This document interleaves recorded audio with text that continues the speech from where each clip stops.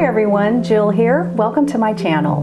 For those of you who may be pretty new here to my channel, you may not know, but I am a licensed esthetician and have been in the beauty industry since 1983 as a cosmetologist, a stylist, dabbled with makeup artistry, and did weddings back in the day, and then became really focused and interested in the care of the skin and all about histology, the science of skin, and so eventually became an esthetician. A little bit of a hobby of mine, I'd say a lot bit. I have a great passion for cosmetic chemistry, specifically with skincare, and I love deciphering skincare ingredient decks and learning about different ingredients and how they work in the skin. Definitely not a cosmetic scientist here, nor have I taken any sort of formal classes. Something that I might be interested in actually now that this year I've retired as a working esthetician. But that's just a little bit of my background professionally. As you know, I really have a great passion for empowering aging women on their aging journey, and really that's what this whole channel is about. You're going to see some changes here in my channel. I am going to be putting a very large focus on skincare and the care of the skin, and we're going to start this off with vitamin C serums. So this is going to be a two-parter, and you're going to see both the videos drop this week, so you won't have to wait a whole week for the second part. Today, though, is going to be all about really why I am not a believer in creating your own DIY vitamin C serum. I have my thoughts about DIY skincare. I'm not a huge fan, but there are some things that you can safely create at home and be just fine. Vitamin C is not one of them. In just perusing around YouTube like I do, like we all do, I've noticed a really big rising trend in DIY vitamin C serums, as well as on the internet with certain blogs and whatnot.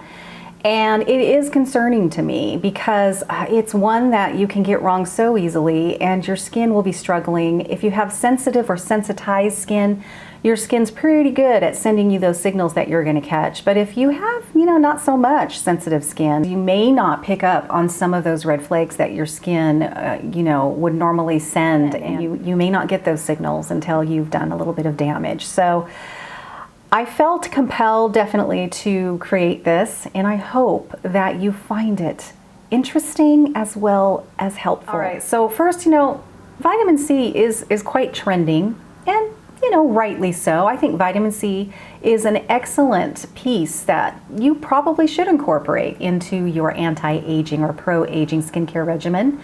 It's got a lot of great things going for it. It can help collagen production. It definitely is going to assist your sunscreen in working so much better, and it's a huge antioxidant, so it's going to be fighting free radicals. Vitamin C is a skin strengthener. It's a wonderful active. Vitamin C also can attack those surface dark spots that you're seeing. We're going to talk about pigmentation in a whole nother series because pigmentation is got its own nuances, and it depends entirely on where the pigmentation is sitting and being in your skin, in what layer, and that's going to determine your success in lightening that.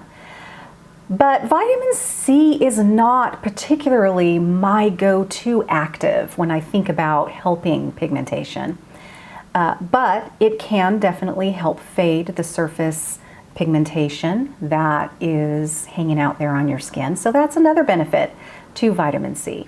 But vitamin C is finicky as heck, let me tell you. While I understand that it appears that you can save a ton of money by making it at home, the trade-off is not remotely worth it. Here's the deal. L-ascorbic acid is incredibly unstable. It is one of the trickiest ingredients to work with, even for cosmetic scientists. So let's talk about carriers. If you got the wrong carrier, you're not going to get any of the benefits. So what I am seeing is dissolving vitamin C tablets or powder in the form of L-ascorbic acid, which is the purest form of vitamin C, into some water. And you watch the crystals decrystallize, and it's really cool, and you can just watch them just melt into the water, and you're thinking you're good. But what you have to remember is when you apply that on your skin, it is going to recrystallize. And when it recrystallizes, there is no way it's going to absorb into your skin, and you're not going to get any of those benefits. So you can fix this carrier situation in a couple ways. You're thinking, I'll add alcohol. Alcohol is a carrier after all. But as we know, alcohol can be a little drying. So then you can look at glycerin. Okay, glycerin is still water-based and hydrating, and it could help to, eliminate that recrystallization that occurs once you apply it to your skin. But when you start adding ingredients in with other ingredients, it is very nuanced, and you can still run into limitations. So here's the deal. You've got your solution of your L-ascorbic acid, your vitamin C powder. You've added glycerin, or you can add propylene glycol. This would be a water-soluble solution.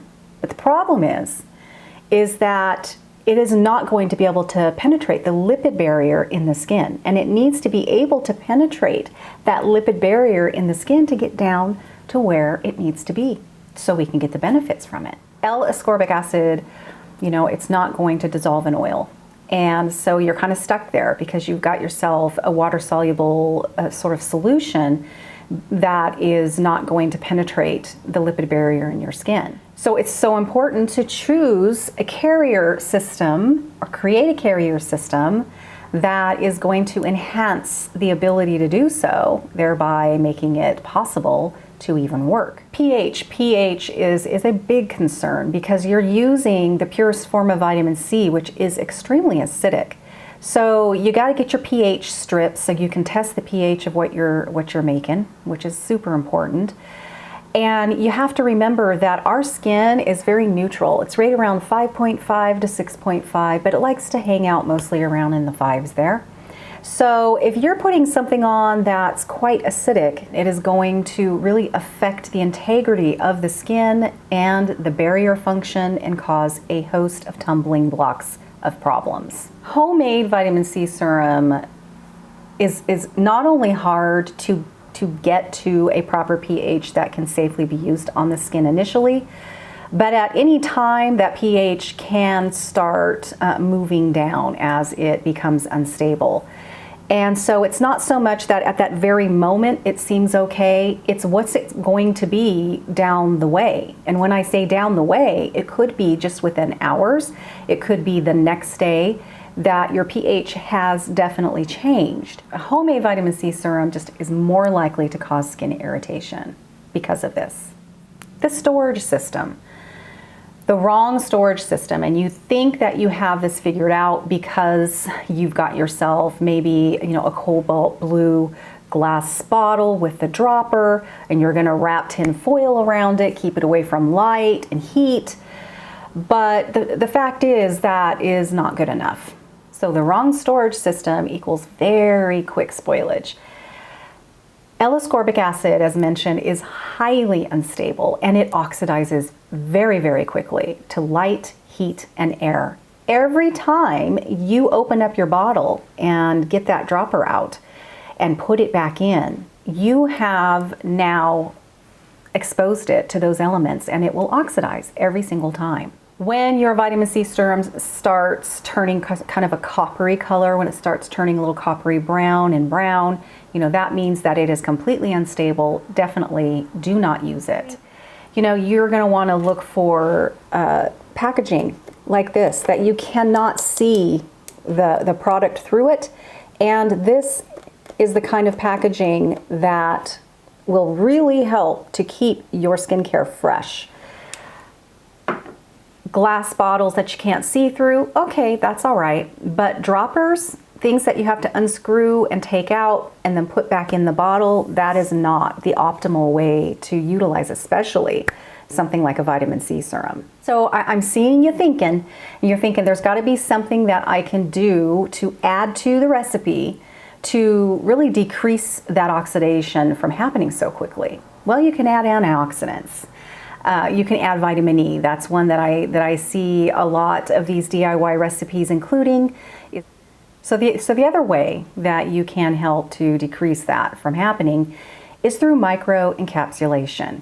Okay, good luck with that, because what that is it is a protective barrier, kind of a coating that is in the laboratory put around the vitamin C active to protect it. It's a barrier that protects it from those elements that would create that rapid oxidation from occurring. Certainly, microencapsulation is something that you really can't do at home. And even adding extra antioxidants, ferulic acid, that's really hard to implement at home as well. So really the best you can do is to create your serum, use it up before it starts going bad. And I have heard things all the way from 1 to 2 weeks, you're okay. No, really all you're gonna get is really 3-4 days tops probably before it starts really turning into something that you should not put on your skin. So most of these DIY serums are very simple. You've got your L-ascorbic acid, you've got your vitamin C powder, you've got your glycerin, and you've got your water. Done. So fewer ingredients, better serum? No. Vitamin C is really fantastic in that it helps other actives work so much better. I love vitamin C the best when it is in a really fabulous ingredient deck that has other actives, other antioxidants in it, because it really does help assist them to work better. So it is a shame then if you can even get it to work safely, even if you decided I will make it every 3 days, you're still not getting really, to me, the benefits of what makes vitamin C so special. I prefer a really nice ingredient deck full of a lot of other actives when vitamin C is in there. Specifically antioxidants, they work better together than they do alone. But here's the thing, chances are, you may be using other acids, other actives in your skincare line. So now you have to be really careful because you've chosen to make a DIY vitamin C serum with a very, very acidic, pure vitamin C, which is very acidic by itself and can be very irritating to the skin. So if you're using other acids in your skincare routine, you're really upping the ante to create irritation and inflammation in your skin. In my next video, I'm going to be talking about 5 things that you really need to focus on and look at when you're looking to buy your vitamin C serum. And L-ascorbic acid and ascorbic acid in the ingredient deck is a huge X. Do not look for those in that ingredient deck. So that you can have success if you do use retinols, other acids, those sorts of products, your glycolic acid, lactic acid, salicylic acid, your your AHAs and your BHAs. There are many. There's mandelic acid, tartaric acid. You may be using these. So if you are one of those, I definitely would never recommend that you make a homemade DIY serum. It's just going to be way too much for your skin and cause a cascade of events that's actually going to exponentiate your aging process. So sure, you can do your research, you can decide I am going to add a little more antioxidant protection in my own homemade vitamin C serum. I'm going to add some glycerin, I'm going to add some vitamin E, I'm going to go ahead and add some ferulic acid because this is what I'm seeing. But the problem is that every layer that you add really adds to the complexity of the mix. And with that can cause an unbalance in your pH. It can cause irritation, inflammation, it can add clumping. It is just something that I really don't recommend attempting. Again, I really think that an optimal vitamin C serum is one that is intelligently made and that is giving you multiple benefits. Right. So say you've made your own vitamin C serum and you've been using it for several months. It hasn't done anything, what appears to be anything bad to your skin, and you feel like it's actually doing something great for it. Well, that's great. And maybe you did get everything right and you're making your own vitamin C serum every 4 days or so, and you're trying your best to eliminate as much of those sort of negative issues with making it at home, and you feel like you're doing okay with it. Well, chances are you do not have sensitive skin or sensitized skin. You may have quite tough skin that can handle a lot. That is, I think, the group that really needs to be very careful, because what damage that may be going on, you're not getting those signals because your skin is dealing with it in other ways. Another really important thing that you have to understand, even if you can get that pH looking good, you have to remember that as soon as you get that serum on your skin, it is exposed to those factors that will oxidize it, and it will oxidize immediately once it's on your skin. That pH is going to adjust accordingly, and it is going to really oxidize just like that. Even if you're able to, eliminate a lot of that happening because your packaging, you were really careful about your pH, you test it even before maybe you put it on your skin. Once it's on there, it is going to oxidize, and that is going to adjust and affect that total pH. There are things that you can safely make at home, but making your own vitamin C serum at home is not one of them.